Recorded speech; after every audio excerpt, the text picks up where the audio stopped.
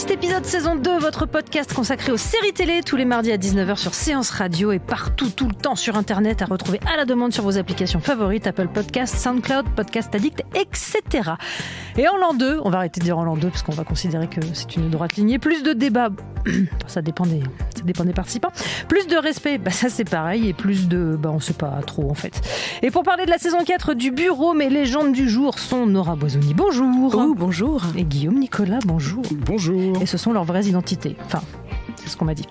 Avant de parler des nouvelles galères de Malotru dans cette géniale série Canal signée Éric Rochant, l'info du jour. Il a été question d'une autre vie de bureau ce week-end à la télé américaine lors du Saturday Night Live hosté par Steve Carell et dont le monologue a quelque peu été perturbé. Next question. Yes, hi Steve. Oh, hi, Ellie Kemper. Wow, hi. Hi. People would really love to see an Office reboot. Because I need that money. Let's get that money, Steve. I'm sorry, Ellie. I just don't think it's a good idea. You're a jerk. Okay. Hey, Steve. Hey. It's so great to see you. It's great to see you too. Yeah. So I just don't think you understand how much money we're talking about. Like, you wouldn't have to do all those sad movies anymore. I don't do those movies for the money. I like doing them. Ellie Kemper, Ed Helms puis Jenna Fischer sont venus supplier Steve Carell de reprendre le rôle de Michael Scott puisqu'il est question d'un reboot. Carell n'a pas l'air chaud. A-t-il raison ? Ah, je pose les questions comme ça. Moi, je suis contre. Nora. Totalement contre le reboot. Les reboots, les remakes, tout ce que tu veux, le réchauffer, le revu. Je n'ai aucune espèce d'enthousiasme quand on m'annonce que Buffy, qui est quand même ma série préférée, va revenir. Quand Charmed revient, ça ne me fait ni chaud ni froid. Au contraire, ça me fait plutôt froid que chaud. Oh, moi, je pense qu'il est un tout petit peu tôt encore. L'année prochaine sera bon. Ceci étant, il vient de signer pour une série sur Apple, me semble-t-il, avec Jennifer Aniston et Reese Witherspoon. Donc, il risque d'être un peu busy. Un petit peu occupé. Donc, personne pour regarder le moi, je reboot suis de The Office. Fan de The Office US, mais je refuse le reboot, je boycotte. T'es plus dans l'équipe US que dans l'équipe anglaise ? Ah oui, ça y est. Notre amour est terminé, ça y est, c'est fini. Allez, Bureau des légendes. Moscou, c'est là que j'irai. C'est une fourmilière. On n'a quasiment aucune chance de le retrouver. Il le sait. Il nous faut être vigilants et impitoyables. Tu vises qui en réalité ? Si ça tenait qu'à moi, je virerais tout le monde. Ты хочешь связаться с нами? Почему бы не спросить у него? Vous avez tous œuvré pour qu'il nous échappe sans cesse. Il s'est vendu aux Américains, maintenant il se vend aux Russes. Ce type est un traître. Point. Alors attention, j'annonce beaucoup de lettres dans très peu de phrases. Traqué par la CIA et la DGSE, Malotru s'est réfugié à Moscou. Il se trouve bientôt contraint de collaborer avec les services secrets russes. Pendant qu'à Paris, le Bureau des légendes est dans le viseur de JJA, le nouveau directeur de la sécurité interne de la DGSE. JJA est convaincu qu'il faut tout simplement retrouver Malotru et en faire on ne sait pas trop quoi, puisqu'il pense que tout le Bureau des légendes est resté trop longtemps sous l'emprise de Malotru. Le Bureau des légendes arrive-t-il encore à vous tenir en haleine ? Oui. Oui. Moi, je trouve que c'est toujours aussi captivant. Il y a toujours un petit ventre mou dans chaque saison, vers l'épisode 4-5, où on se dit en fait, c'est pas... en fait, ça revient. J'adore. Je trouve que ça se réinvente, c'est captivant. Alors, il y a des personnages secondaires qui débarquent. Moi, j'ai adoré voir Jonas. Artus en Syrie, en Irak. J'ai trouvé ça absolument génial. J'aimais beaucoup ce personnage qui faisait quand même juste des grosses blagues très drôles dans la saison précédente et qui a un vrai rôle. Après, il y a des personnages secondaires qui arrivent et qui sont complètement transparents et que j'ai absolument détestés. Mais globalement, j'ai trouvé cette saison passionnante. Oui, même chose, même constat, petit problème de rythme dans la saison, peut-être un petit peu plus que les saisons précédentes. Et je crois que c'est une saison qui faisait un peu de l'autocritique. C'est assez amusant à regarder justement de ce point de vue-là, où le personnage justement de Mathieu Almaric, J.A., faisait un peu le point de vue du spectateur quand ils se disent « Mais pourquoi on veut encore récupérer Malotru alors que foutez-lui la paix ?» quoi. Parce que c'est Mathieu Kassovitz qu'on Moi, je vais faire un petit acronyme JPP. Moi, JPP de Malotru, personnellement. C'est vrai ? Mais qui se prennent une bastos par le FSB, pitié, mais achevons Malotru. Mais non. Avec cette voix là qui dans la saison précédente qui était insupportable, cette voix du narrateur là qui est là. Salut chérie, alors je t'écris une lettre pour te dire qu'en fait j'ai des hémorroïdes. Mais là, il est très très seul quand même, pour le coup. Et tant mieux. Il y a quelques astuces narratives concernant justement Malotru et Feu, le personnage de Daroussin, qui sont quand même assez prenantes. Moi, je trouve que c'est à la fin du premier épisode, me semble-t-il, qu'il y a d'un seul coup un twist, parce qu'on l'entend s'adresser justement à quelqu'un, on ne sait pas à qui, et je trouve ça assez bien trouvé quand même, assez bien amené. C'est bien trouvé sur le téléphone quand il appelle sans arrêt Duflo. Il n'est pas au courant que, spoiler, Duflo est mort. À cause de lui, je hais Malotru surtout parce qu'il a tué Daroussin et j'adore Daroussin. Oui, c'est très bien trouvé. Effectivement, comme tu disais, Guillaume, la façon de placer un point de vue extérieur, d'avoir un bureau en analyse, en psychanalyse, je trouve ça très malin. Amalric avec ces espèces d'yeux qui ne clignent jamais, qui est paranoïaque et qui, moi, m'a permis d'avoir une espèce de catharsis sur cette saison, de pouvoir avoir enfin mon point de vue et ma colère et mon...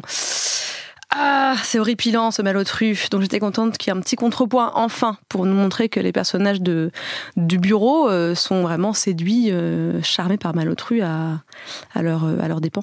Ouais, mais moi aussi, en fait, en vrai. Moi, j'ai détesté le personnage d'Amalric, que je trouve absolument odieux, le nettoyage qu'il fait, la manière dont il se sert des autres personnages pour balancer l'un des leurs.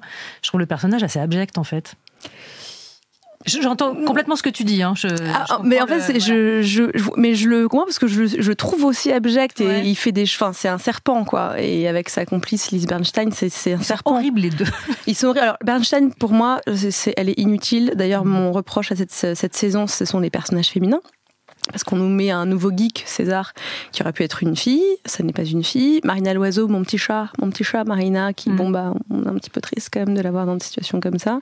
Et puis là, Lise Bernstein, qui pour moi est là juste pour faire bandez-mou Raymond Sisteron. Mais il y a quand même Florence Lorecaille. Florence Lorecaille, mais elles ont le même jeu, toutes les deux. C'est un peu perturbant, j'ai trouvé qu'elle jouait vraiment comme Florence Lorecaille. Ouais, puis très sèche. Guillaume, t'es d'accord ? Ouais, globalement, oui. Sauf que moi, j'aime beaucoup Malotru. Enfin, pour moi, Malotru, c'est un peu Éric Rochant, en fait. C'est-à-dire que c'est le mal nécessaire. Je pense que quand toute sa promotion, Éric Rochant a un peu acté sur le fait qu'il était fatigué, qu'il était crevé, qu'il a essayé de se mettre un petit peu à l'écart, mais que sans lui, la série marchait pas. Et j'ai l'impression que c'est Malotru. Sans lui, la série, je suis pas sûr qu'elle marche non plus. Il y a un Mathieu de trop dans cette saison. Amalric. On n'a pas le droit de le dire. Alors, ceci étant, pour les histoires de rythme, on les a vues dans les saisons précédentes, beaucoup en extérieur, beaucoup sur le terrain. La nouveauté de cette année, c'est que vient se mêler à l'intrigue une histoire de hacker. Donc, en termes de rythme et d'action, c'est pas la même. Donc, ça explique aussi peut-être ce qu'on peut prendre pour une baisse de régime, mais qui, à mon sens, n'en est pas une. Ça ouvre d'autres portes. Oui, et je trouve qu'elle a réussi de faire assez remarquablement le fait de rendre des gens qui pianotent derrière un ordinateur, de rendre ça passionnant, haletant.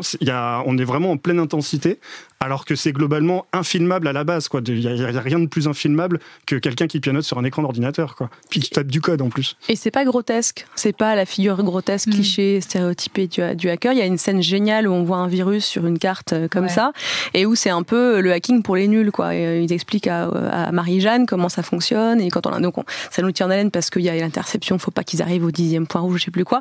En revanche, moi, il y avait une promesse de la cybersécurité qui était le thème central de cette saison, et j'étais un peu sur ma faim en termes d'enjeux par rapport à cette cybersécurité, la cyberguerre russe, etc. J'ai trouvé que c'était un petit peu trop survendu par rapport à ce qu'on a eu. Mais c'est-à-dire que cette intrigue n'est pas fermée, surtout. C'est ça cette saison en fait, c'est qu'on a l'impression d'une moitié de saison et on attend les 10 autres épisodes qui vont arriver là, mais pas du tout en fait, ils vont pas arriver tout de suite. C'est ça que j'ai trouvé un petit peu gênant en termes de rythme aussi.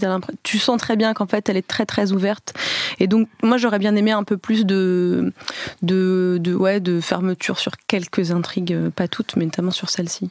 Ouais, alors pour en revenir au nouveau personnage, ce petit César là est pas mal du tout. Ceci dit, même si on peut effectivement déplorer que ce soit pas une femme, je trouve que l'intrigue qui est liée à César est quand même assez bien menée. Il y a même des vrais moments de tension, alors qu'effectivement on parle pas d'un mec qui est sur le terrain fusil au point, quoi, qui est interrogé pour être embauché, il y a encore des vrais moments de tension dans cette saison.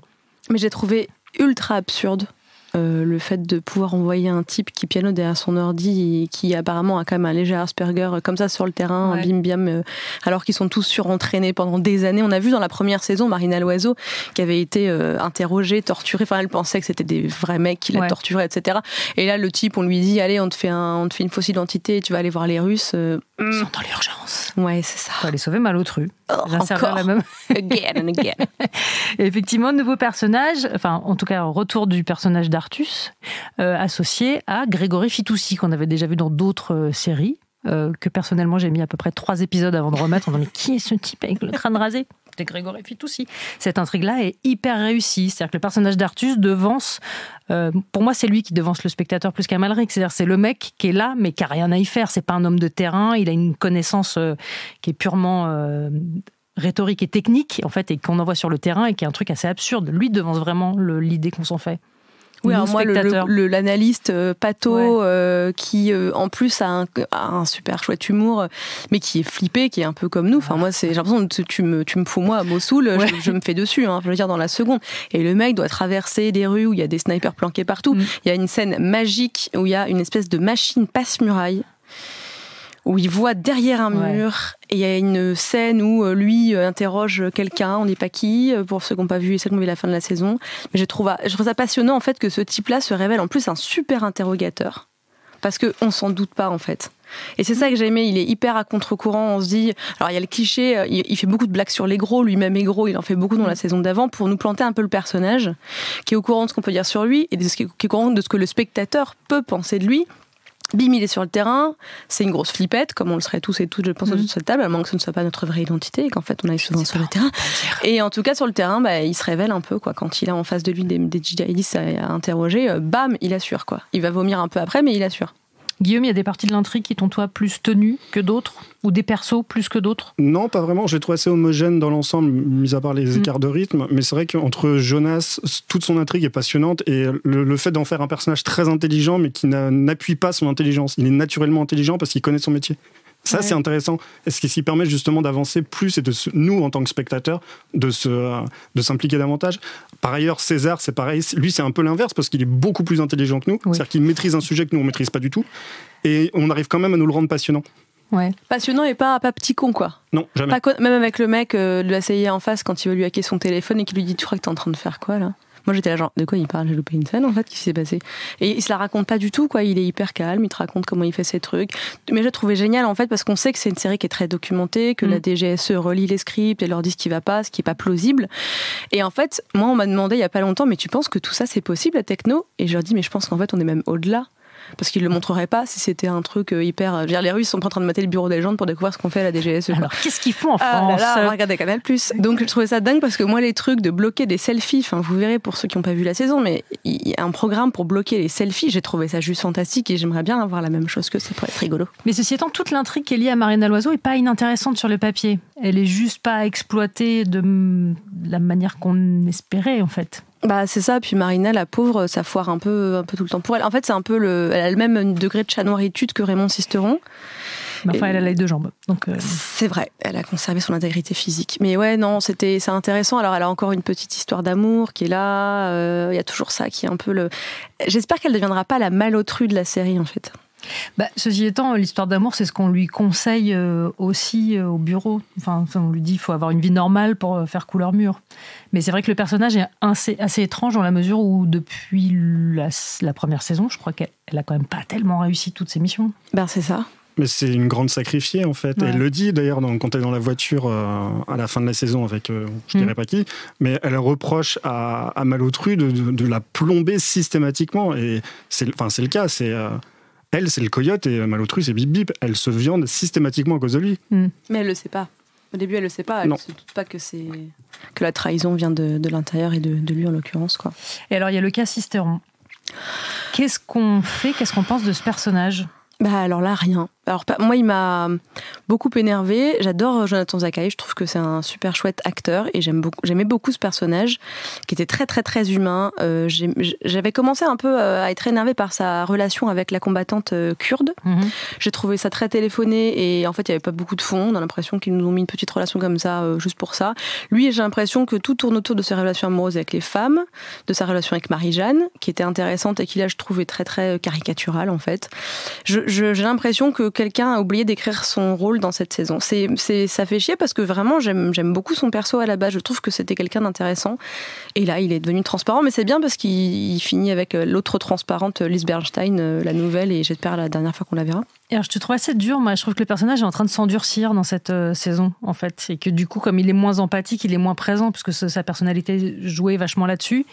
Et que du coup, comme il s'éloigne un peu de l'intrigue du bureau et des gens avec qui il vit, moi, j'ai plus senti une prise de distance, en fait, qu'un truc de transparence du perso. Et tu penses le voir que dans la saison 5. Ah, voilà. Moi, ça qui m'intéresse. Toi, tu penses qu'il peut devenir... il peut vriller ou... Bah, je sais pas. Il y a quelques allusions faites et quelques types de comportements où on se demande mais où il va aller, en fait. C'est-à-dire quand il est mis... quand la parano s'installe, parce que ça reste quand même une grande série paranoïaque et cette année, ça atteint encore des sommets. C'est-à-dire comme il y a la chasse à Malotru, il y a aussi la chasse à ceux qui sont en poste et que ce personnage d'Amalric met bien la zone au sein du bureau en rendant tout le monde suspicieux et qu'il y a une espèce de guerre sous-jacente qui s'installe entre Marie-Jeanne et Sisteron. Et je trouve que c'est une piste qui n'est pas inintéressante pour le coup. C'est la question de la confiance. En fait, j'ai l'impression que tout tourne autour de la confiance pour ce personnage avec tout ce qu'il fait, toutes ces missions qu'il foire. Ouais. Je veux dire, il est là quand du flômeur, il perd sa jambe à cause de jet. Enfin, je veux dire, c'est quand même pas de bol, quoi. Le mec, il n'est pas là au bon moment à chaque fois, quoi. Mais il y a la question de la confiance, effectivement, je trouve ça intéressant. Et comme tu dis, moi, j'aimerais bien voir un peu ce qu'il peut devenir, mais ce serait bien qu'il ait un peu plus de dimension, de profondeur, ce personnage. Là, j'ai vraiment rien vu, quoi, à part ces scènes où effectivement il a l'air comme ça, je ne sais pas qu'est-ce qui se passe, peut-être qu'elle m'a trahi, il lui pose la question 10 fois, est-ce que tu m'as envoyé là-bas en sachant très bien mal le truc s'échapperait, etc. Je trouve ça un peu redondant, en fait. Ouais, je trouve qu'ils n'ont pas forcément bien traité le rapport qu'ils pouvaient avoir avec Marie-Jeanne maintenant qu'elle a pris la tête du bureau des légendes et que lui ne l'a pas... Enfin, lui était juste en dessous. Je pense qu'il y avait peut-être quelque chose à creuser au niveau de ce rapport-là, parce qu'ils étaient collègues, à peu près à niveau équivalent, je crois, si ma mémoire est bonne, au début de la série. Et là, il y a quand même une hiérarchie qui s'impose et on le voit pas traiter ça et du coup je trouve que effectivement les scénaristes ont un peu oublié de parler de son personnage. Même la prise de poste de Marie-Jeanne, je trouve qu'elle n'est pas assez exploitée en ces termes. Là, on la voit un peu parce qu'il y a l'espèce de flashback avec du flow, elle y pense beaucoup. Mais je trouve que c'était peut-être pas assez mis en valeur. En fait, effectivement, tu as raison de voir ces rapports de force et de domination qui changent. Parce que Duflo était quand même une figure waouh. Enfin, c'était quand même le papa, quoi. Il était très chaleureux là où Marie-Jeanne a une direction qui est très froide, en fait. Mais le personnage est comme ça et c'est pas inintéressant, je trouve, d'avoir une femme à la tête du bureau et qui soit extrêmement froide et très dure dans sa gestion de... J'en suis ravie, mais je me demande du coup, ça aurait été bien de creuser effectivement, c'est justement ce que tu dis, de passer à un mec très chaleureux et tout, puis à une nana qui le gère avec un peu une super poigne de fer. On le voit dans les réunions dans cette saison, elle est absolument magistrale, Marie-Jeanne, dans les réunions, avec que ces hommes-là qui la mettent au pied du mur, qui lui demandent des comptes. C'est un peu son procès qui est fait pendant la saison 4 et je la trouve parfaite là-dedans. Bon, alors en définitive, mitigé ou toujours enthousiaste? On attend la saison 5 toujours enthousiaste et j'attends la saison 5. Même chose ici. Et si je vous demande une reco? Alors moi, c'est Homecoming. Ouais. Un petit rapport avec des intrigues, un peu de mystère. Donc Homecoming sur Amazon, 10 épisodes qui sont déjà disponibles, donc on peut binger. C'est un format original puisque c'est un drame qui est en 30 minutes. Il n'y en a pas beaucoup et moi je suis assez contente de voir un peu ces nouveaux formats. C'était un podcast sur Gimlet Media. C'est réalisé par Sam Esmail, donc le papa de Mr. Robot. C'est extraordinaire. Ça joue sur des formats. C'est un génie de la compo. C'est Hitchcockien, c'est Twilight Zonesque. Je trouve ça superbe et il y a un travail sonore qui rend vraiment hommage au format d'origine qui est le podcast. Donc à voir avec Julia Roberts. Super. Une meuf, t'as peut-être vu, c'est pas la meuf de Hugh Grant, je sais plus, tu vois. Ah non, je vois pas du tout, ça me dit rien du tout. Guillaume? Moi, ça va être Rubicon, série américaine d'une saison, diffusée il y a 10 ans à peu près, je crois maintenant, qui avait ce même rapport avec tout ce qui est intelligence, tout ce qui est espionnage, mais traité de façon réaliste, c'est-à-dire que c'était pas des bureaux avec des lumières tamisées, puis des petits salons de lounge. Non, il y avait un côté où les mecs brassaient de la paperasse. C'était hyper documenté, c'est assez dense et passionnant du début à la fin. Alors moi, je dois dire que j'ai pas de reco, j'ai un personnage qui me manque terriblement à chaque fois que je regarde le Bureau des légendes et les séries d'espionnage. Chloé O'Brien de 24 heures me manque terriblement, en fait. Je comprends ce que tu voulais dire à propos du personnage de petit génie de l'informatique, mais Chloé O'Brien me manque. Voilà, je voulais lancer un appel public. Si tu nous écoutes, Chloé. Puis surtout, si je ne suis pas seule, n'hésitez pas à vous manifester, ça me ferait très plaisir. Merci beaucoup Nora Boisouni, merci beaucoup Guillaume Nicolas. Next épisode, c'est terminé. Rendez-vous mardi prochain à la même heure pour d'autres rendez-vous parano.